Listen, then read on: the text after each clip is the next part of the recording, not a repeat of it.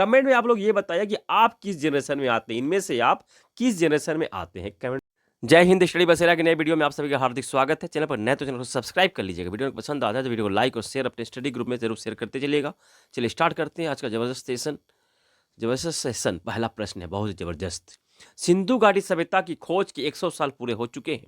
इसी अवसर पर 10 लाख अमेरिकी डॉलर इनाम देने की घोषणा की गई है। किस लिए, किस खुशी में? तो तमिलनाडु के मुख्यमंत्री M.K. स्टालिन द्वारा यह घोषणा की गई है। घोषणा इन्होंने की है, जो सिंधु घाटी लिपि को पढ़ने में सक्षम होगा, या सिंधु घाटी की लिपि जो है अभी तक पढ़ी नहीं गई है, उसको समझा नहीं गया है, जो भी उस गुत्थी को समझाएगा, सॉल्व कर देगा, इस लिपि को पढ़ने में सक्षम हो जाएगा, लिपि को समझा देगा, उसे अमेरिकी डॉलर की 10 लाख अमेरिकी डॉलर इनाम राशि दी जाएगी। तो भारतीय रुपये में यह 10 लाख अमेरिकी डॉलर कितनी बनती है, आप लोग कमेंट कीजिएगा, भारतीय रुपये में कितनी बनती है। यह घोषणा M.K. स्टालिन द्वारा 3 दिवसीय अंतर्राष्ट्रीय सम्मेलन आयोजन किया गया था कि सिंधु घाटी की खोज के 100 साल पूरे होने के अवसर पर 3 दिवसीय अंतर्राष्ट्रीय सम्मेलन के उद्घाटन समारोह में इन्होंने उसकी घोषणा की है।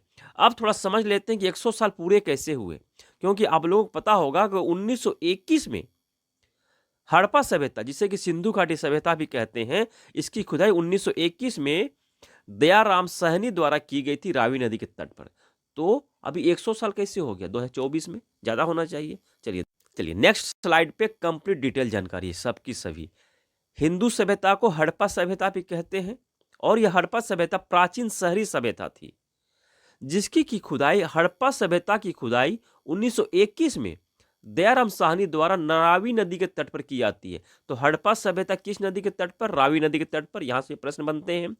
और मोहनजोदड़ो, इसकी 1922 में इसका खुदाई किया जाता है राखाल दास बनर्जी द्वारा। सिंधु नदी के तट पर स्थित है मोहनजोदड़ो। इस पॉइंट को ध्यान रखिएगा, कब, किसके द्वारा और किस नदी के तट पर? तो इनके द्वारा इसमें की जाती है। इस उत्खनन की जिम्मेदारी किसके पास थी? तो जिम्मेदारी थी ASI के महानिदेशक, उस समय के महानिदेशक कौन थे? Sir John Marshall. तो इन्होंने फिर घोषणा की थी 20 सितंबर 1924 में। सर जॉन मार्शल ने घोषणा की थी कि सिंधु घाटी सभ्यता की खुदाई की गई है और क्या क्या मिला है, इसकी इन्होंने घोषणा की थी 1924 में 20 सितंबर को। इसलिए 2024 में 100 साल पूरे हुए हैं। यहाँ एक प्रश्न और बनता है कि ASI का फुल फॉर्म क्या बनता है? ASI का फुल फॉर्म है आर्कियोलॉजिकल सर्वे ऑफ इंडिया, जिसे कि हिंदी में भारतीय पुरातत्व सर्वेक्षण भी कहा जाता है।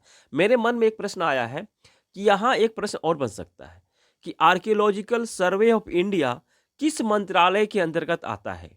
तो यह संस्कृति मंत्रालय के अंतर्गत आता है। इस पॉइंट को भी ध्यान रखिएगा, संस्कृति मंत्रालय यानी कि कल्चरल मिनिस्ट्री के अंतर्गत आता है। तो इंपॉर्टेंट फैक्ट है, सिंधु घाटी की 100 साल पूरे हुए हैं और सिंधु घाटी लिपि को अभी तक पढ़ा नहीं गया है। तो जो भी पढ़ने में सक्षम होगा, जो पढ़ पाएगा, उसे अमेरिकी डॉलर का 10 लाख अमेरिकी डॉलर दिया जाएगा। 10 लाख अमेरिकी डॉलर दिया जाएगा। आप लोग भारतीय रुपये में 10 लाख अमेरिकी डॉलर कितने होते हैं, कमेंट बताएगा। ऐसे कि प्रश्न का जवाब तो लोग देते नहीं है, कमेंट में लोग करते नहीं है, मैं प्रश्न पूछता हूँ उसका जवाब तो लोग देते नहीं है, तो कम से कम ये जवाब दे दीजिए, रुपये का मामला है, दे दीजिए। बहुत इंपॉर्टेंट फैक्ट्स था ये। यहाँ से एक प्रश्न तो जरूर बनेंगे, इसलिए एक एक पॉइंट को मैंने यहाँ समझाया है। चलिए नेक्स्ट पॉइंट पे चलते हैं। नेक्स्ट फैक्ट भी देखता हूं, बहुत ही इंपॉर्टेंट ये भी होने वाला है। इंडिया का तीसरा बड़ा rail network, metro rail network कौन सा बन गया? तो भारत बन गया है। भारत में अभी प्रधानमंत्री मोदी जी द्वारा दिल्ली मेट्रो की मजेंटा लाइन का एक्सटेंशन को उद्घाटन किया गया है। तो 1000 किलोमीटर हो गई है मेट्रो लाइन की, इतनी लंबी नेटवर्क हो गई है, 1000 मीटर नेटवर्क हो गया है। तो भारत दुनिया का तीसरा बड़ा मेट्रो नेटवर्क बन गया है।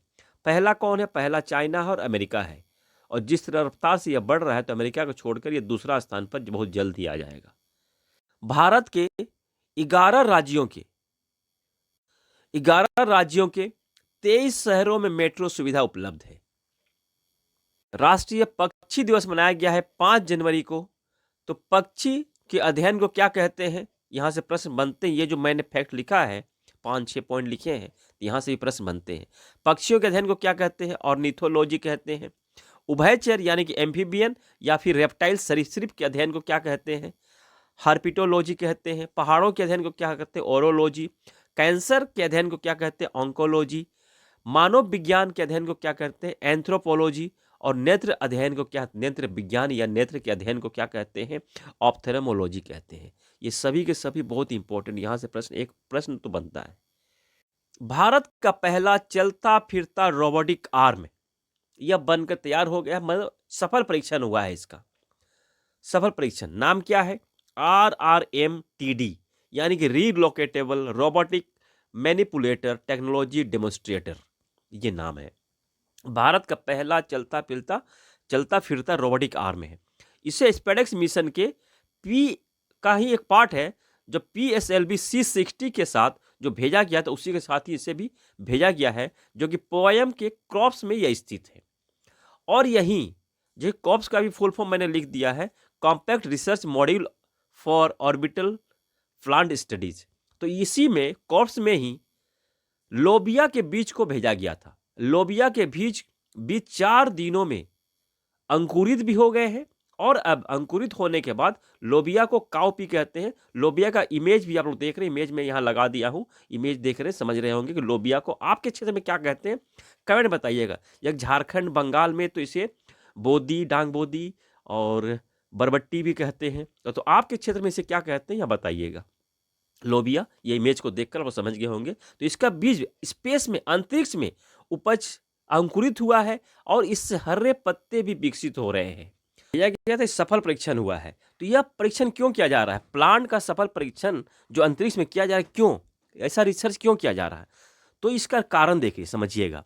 जब अंतरिक्ष में हम लोग अंतरिक्ष मिशन पर चल रहे हैं, और अंतरिक्ष स्पेस स्टेशन भी बनाने जा रहे हैं, स्पेस स्टेशन भी बनाए जा रहे हैं, तो अंतरिक्ष में जो लोग रहेंगे, जो साइंटिस्ट रहेंगे, तो उनके लिए जरूरी हो। क्यों? कि जब अंतरिक्ष में लंबे समय तक रहने की बात होती है, तो पौधे अहम भूमिका निभाते हैं। क्यों? कि पौधे जो है भोजन के और ऑक्सीजन के भी स्रोत हैं। तो अगर वहाँ पौधे उत्पन्न होंगे अंतरिक्ष में, तो उन्हें भोजन भी प्राप्त कर सकते हैं वहाँ का अंतरिक्ष यात्री, और जो लोग रहेंगे उनके लिए, और ऑक्सीजन भी, और वहाँ का वातावरण भी उनके लिए अनुकूल होगा, अच्छा होगा। इसके लिए रिसर्च किया जा रहा है इसरो द्वारा। यह मेक इन इंडिया प्रोजेक्ट का तहत बहुत ही बड़ा सफल परीक्षण है। तो कमेंट में अपने बताइएगा कि लोबिया को आपके क्षेत्र में क्या कहते हैं। ये भी बहुत इंपॉर्टेंट पॉइंट है, यहाँ से भी एक पॉइंट तो बनता है, इसीलिए मैंने एक एक पॉइंट को आपको समझाने की कोशिश की है। चलिए नेक्स्ट देखते हैं। 2025 से 2039 तक जो बच्चे जन्म लेंगे, यानी कि 1 जनवरी 2025 से 2039 तक जो बच्चे जन्म लेंगे, उनको जनरेशन बीटा कहा जाएगा। तो 2010 से 2024 तक जिनका जन्म हुआ है, उन्हें जनरेशन अल्फा कहा गया है। जनरेशन जेड किन्हें कहा गया 1995 से 2009 तक। जनरेशन मिलेनियस 1981 से 1994 तक। जनरेशन एक्स 1965 से 1980 तक। बेबी बूमर्स किन्हें कहा गया है 1940 से 1964 तक। कमेंट में आप लोग ये बताइए कि आप किस जनरेशन में आते हैं, इनमें से आप किस जनरेशन में आते हैं, कमेंट में बताइएगा आप लोग। नेक्स्ट, ये भी बहुत जबरदस्त है। गुरु गोविंद सिंह की जयंती 6 जनवरी को मनाई गई है। इनकी जयंती मनाई गई है। गुरु गोविंद सिंह का बचपन का नाम श्री गोविंद राय था। इस पॉइंट को ध्यान रख लीजिएगा। इनका जन्म 22 दिसंबर 1666 पटना साहिब बिहार में हुआ था। इनका जन्म पटना साहिब बिहार में 22 दिसंबर को हो। तो 22, आपको अब कंफ्यूजन हो रहा होगा कि जब जन्म हुआ है 22 दिसंबर में, तो 6 जनवरी को जयंती कैसे हो रही है? तो सिख धर्म के ये 10वें गुरु थे। तो इनका जन्म जो है पूस महीने के चंद्र कैलेंडर या नानक शाही कैलेंडर के अनुसार पूस महीने के 6 तारीख को होती है, शुक्ल पक्ष में। तो उसी के अनुसार 6 जनवरी को यह बदलता रहता, आपको भी पता है यह बदलता रहता है। और उस समय जूलियन कैलेंडर के अनुसार उनका जन्म, जूलियन कैलेंडर के अनुसार, ध्यान रखिएगा, जूलियन कैलेंडर के अनुसार 22 दिसंबर 1666 में हुआ है। परंतु अब ग्रेगोरियन कैलेंडर चल रहा है। तो ग्रेगोरियन कैलेंडर के अनुसार आपको मिल जाएगा, जो मिलेगा डिटेल 1 जनवरी मिल जाएगा। 1 जनवरी को उनका जन्म दिखाया जाएगा ग्रेगोरियन कैलेंडर के अनुसार। परंतु जूलियन कैलेंडर के अनुसार 22 दिसंबर, और चंद्र कैलेंडर या फिर नानक शाही कैलेंडर के अनुसार 6 जनवरी अभी बनाया जा रहा है 2025 में। यह तारीख हर साल बदलती रहेगी।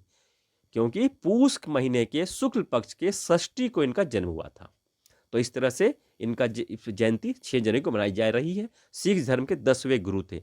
कमेंट में लोग बताइएगा इनके पिता का नाम, इनके माता का नाम क्या था। गुरु गोविंद सिंह के पिता और माता का नाम बताइएगा। अगर नहीं है तो ये भी बताइएगा, नहीं मालूम है तो मैं कमेंट में पिन कर दूंगा इनके माता और पिता का नाम।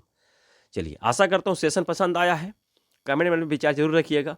मिलते हैं नए वीडियो में, तब तक जय हिंद, स्वस्थ रहें, मस्त रहें, धन्यवाद।